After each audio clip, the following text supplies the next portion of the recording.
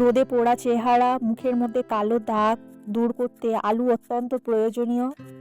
এর জন্য আলুটা আমি ভালোভাবে ঘষে নিয়ে এর মধ্যে থেকে রসটা বের করে নিলাম। এরপর এর মধ্যে দিলাম 1 চিমটে হলুদ গুঁড়ো আর দিলাম 1.5 চামচ বেসন। এগুলো সব একসাথে ভালোভাবে মিক্স করে নেব। এটা মুখের মধ্যে লাগানোর আগে নিজের মুখটা আগে ভালোভাবে পরিষ্কার করে নিতে হবে। এর জন্য নিজেদের পছন্দ মতো একটা ফেস ওয়াশ দিয়ে মুখটা ক্লিন করে নাও।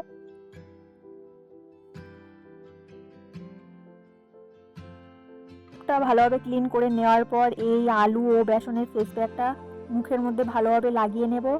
এটা হাত পা গলার মধ্যে লাগানো যায়, যেসব জায়গার মধ্যে ট্যান পড়ে গেছে। ট্যান রিমুভ করতে এই ফেস প্যাকটা খুবই প্রয়োজনীয়। এটা লাগানোর ফলে যে খুবই ফর্সা হয়ে যাবে এমন কোনো ব্যাপার না। এটা জাস্ট ট্যান রিমুভ করে আর মুখের মধ্যে কালো যে ছোপ দাগ পড়ে সেটা দূর করতে সাহায্য করে।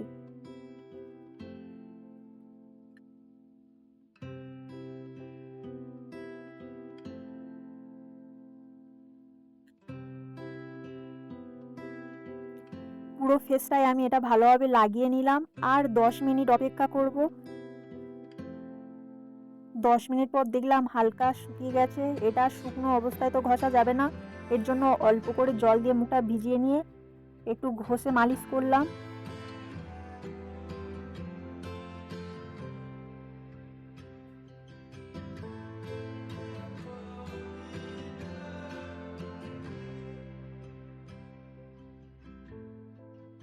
এরপর মুখটা ক্লিন করে নেব।